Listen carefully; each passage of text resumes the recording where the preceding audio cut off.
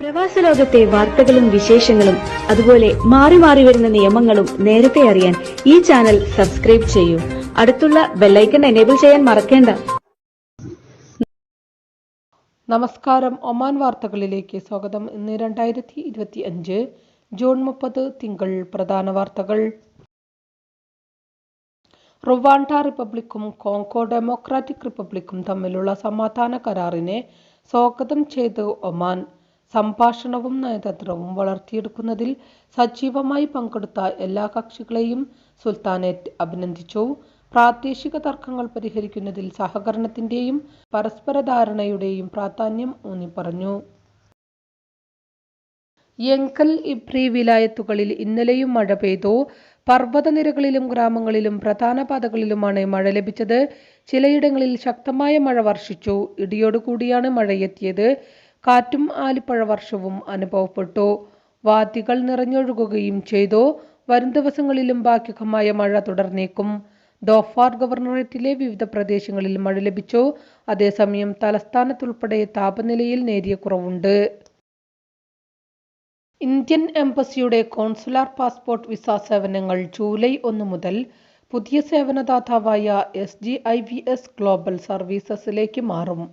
ഒമാനിലുടനീളം 11 പുതിയ അപേക്ഷാ കേന്ദ്രങ്ങൾ സ്ഥാപിക്കുമെന്നും എംബസി അധികൃതർ അറിയിച്ചു. ആദ്യഘട്ടത്തിൽ എല്ലാ സേവനങ്ങളും അൽ ഖുവൈറിലെ ഡിപ്ലോമാറ്റിക് ഏരിയയിലുള്ള എംബസി പരിസരത്ത് നിന്ന് തന്നെയാകും ലഭിക്കുക. തുടർന്ന് ഓഗസ്റ്റ് 15ഓടെ പുതിയ സമർപ്പിത കേന്ദ്രങ്ങൾ പൂർണ്ണമായി പ്രവർത്തനക്ഷമമാകും. Muscat, Salalah, Sohar, Ibri, Sur, Nizwa, ദുഃഖം, ഇബ്ര, കസബ്, ബുറൈമി, ബർക്ക എന്നിവിടങ്ങളിലാണ് ഈ കേന്ദ്രങ്ങൾ സ്ഥാപിക്കുന്നത്. സേവനങ്ങളുടെ ഈ മാറ്റം നടക്കുന്ന സമയത്ത് ചെറിയ തടസ്സങ്ങൾ ഉണ്ടാവാം എന്നും പൊതുജനങ്ങളുടെ ക്ഷമയ്ക്കും സഹകരണത്തിനും എംബസി നന്ദി രേഖപ്പെടുത്തുന്നതായും അധികൃതർ പറഞ്ഞു. അപേക്ഷകർ എംബസിയുടെ ഔദ്യോഗിക വെബ്സൈറ്റും സോഷ്യൽ മീഡിയ പ്ലാറ്റ്ഫോമുകളും വഴി ഏറ്റവും പുതിയ വിവരങ്ങൾ അറിയാൻ ശ്രദ്ധിക്കണം. ഒമാനിൽ പാസ്പോർട്ട് കോൺസുലാർ വിസ സേവനങ്ങൾക്ക് പുതിയ സ്ഥാപനങ്ങളെ കണ്ടെത്താൻ നേരത്തെ എംബസി ടെൻഡർ ക്ഷണിച്ചിരുന്നു. അതേസമയം പുതിയ കേന്ദ്രങ്ങൾക്കുള്ള മാനദണ്ഡങ്ങൾ ഇത്തരം സേവനങ്ങൾക്ക് കൂടുതൽ സാമ്പത്തിക ഭാരം ഉണ്ടാക്കിയേക്കുമെന്ന ആശങ്കയിലാണ് പ്രവാസികൾ.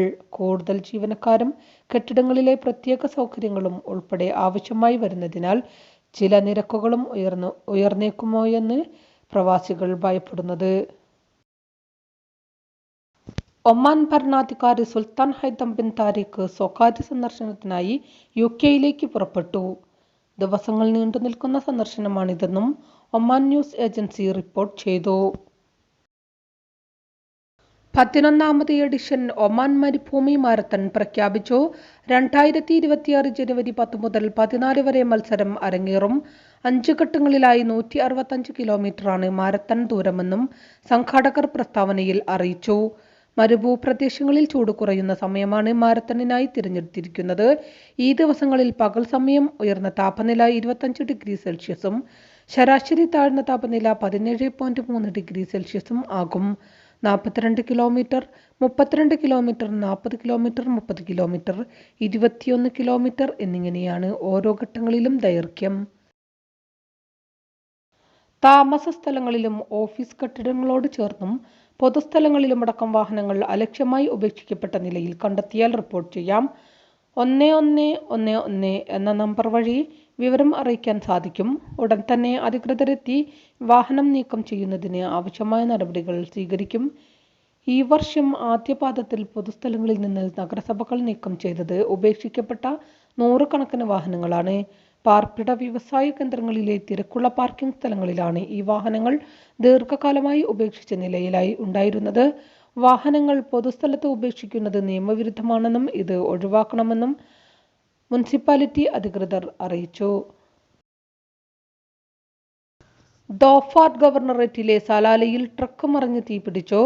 സിവിൽ ഡിഫൻസ് ആൻഡ് ആംബുലൻസ് വിഭാഗം രക്ഷാപ്രവർത്തനം നടത്തി.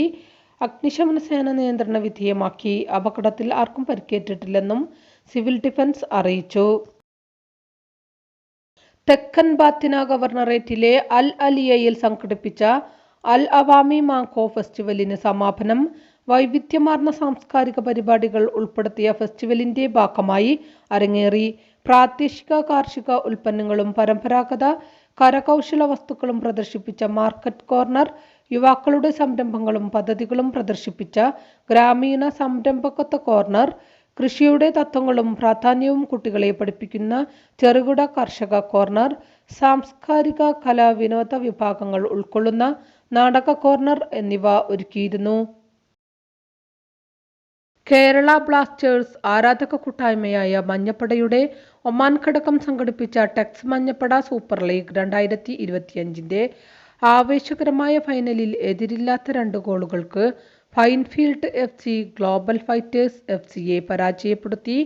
മസ്കത്തിലെ ഈഗിൾ സ്റ്റേഡിയത്തിൽ ഒമാനിലെ മഞ്ഞപ്പട അംഗങ്ങൾക്ക് മാത്രമായി നടത്തപ്പെട്ട ടൂർണമെന്റിൽ Cummins FC, city strikers FC, Finefield FC, global fighters FC, perfect FC എന്നീ പേരുകളിൽ 5ഓളം ഫ്രാഞ്ചൈസികൾക്കായി നൽകിയാണ് മത്സരങ്ങൾ സംഘടിപ്പിച്ചത്. ഓരോ ടീമിലേക്കും ഉള്ള കളിക്കാരെ താരലേലത്തിലൂടെ തിരഞ്ഞെടുത്താണ് ടീമുകൾ അണിനിരന്നത്. ഹാട്രിക് കിരീടം നേടിയ ക്യാപ്റ്റൻ എന്ന റെക്കോർഡും ഫൈൻഫീൽഡ് FC ക്യാപ്റ്റൻ ശ്രീ ഷിനോജ് നെല്ലിക്ക സ്വന്തമാക്കി. താപനില ഉയരുന്ന സാഹചര്യത്തിൽ വാഹനം ഓടിക്കുന്നവർക്കായി UAE അപകടരഹിത വേനൽക്കാലം ക്യാമ്പയിൻ ആരംഭിച്ചു. അപകടങ്ങൾ കുറയ്ക്കാനും റോഡ് സുരക്ഷയുടെ ഉയർന്ന നിലയിലെത്താനും ലക്ഷ്യമിട്ടതാണ് ബോധവൽക്കരണ ക്യാമ്പയിൻ. ഇതോടുകൂടി ഇന്നത്തെ വാർത്തകളും വിശേഷങ്ങളും ഇവിടെ അവസാനിക്കുന്നു. കൂടുതൽ വാർത്തകളും വിശേഷങ്ങളുമായി നാളെ കാണാം. നന്ദി, നമസ്കാരം.